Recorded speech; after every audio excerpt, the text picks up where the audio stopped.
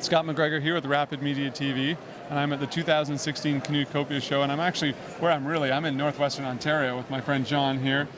John, tell me a little bit about this crazy big region full of water. Well, Northwestern Ontario is a region of 250,000 square miles with 250,000 people in it. So everybody in Northwestern Ontario has their square mile.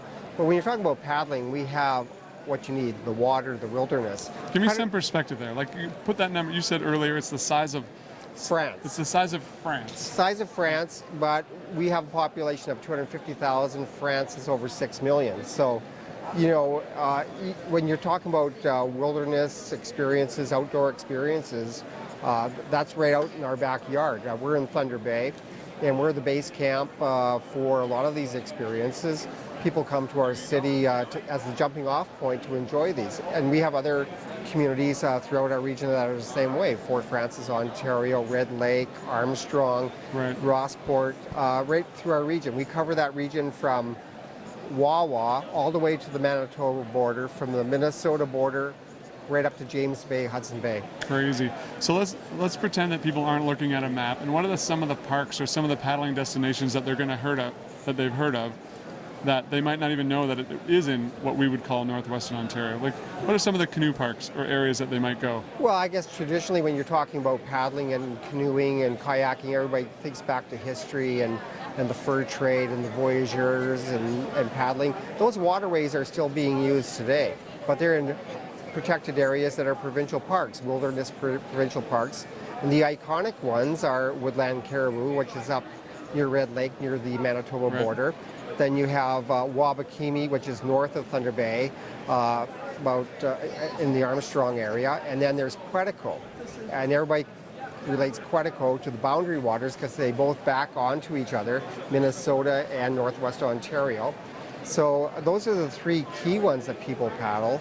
But there are other experiences in our area as well. Right. So, yeah, a lot of people think of Northwestern Ontario as a canoe tripping destination, and I actually went to school in Thunder Bay for 5 years, and at the end of it, sea kayaked home down through Lake Superior all the way to Hamilton. But it's a sea kayaking destination like no other.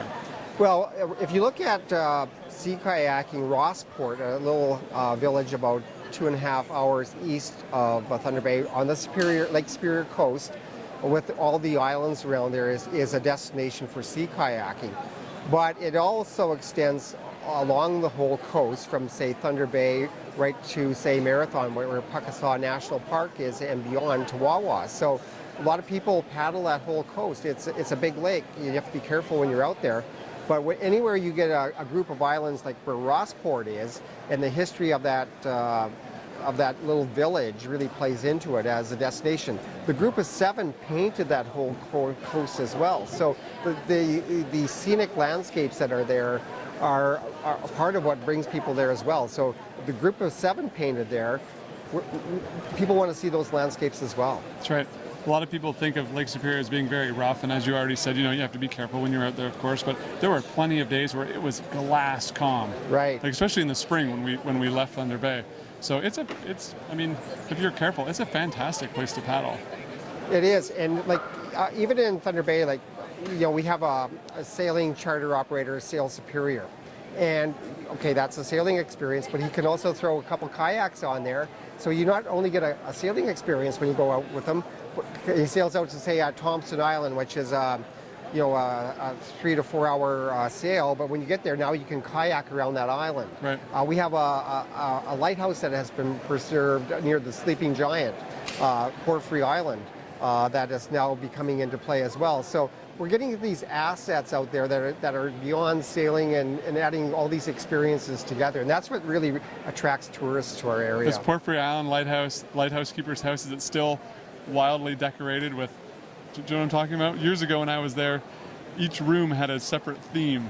Well, it's changed a lot because there's a group called the Canadian Lighthouses of Superior, not-for-profit group that are trying to preserve the site and have revamped the whole buildings out there. so that people can come out there and stay comfortably. They also have camping on site as well. So oh, that's great. It's becoming a little bit more developed. So it's a reason for people to come. It's just not an abandoned house anymore. It's got some life again.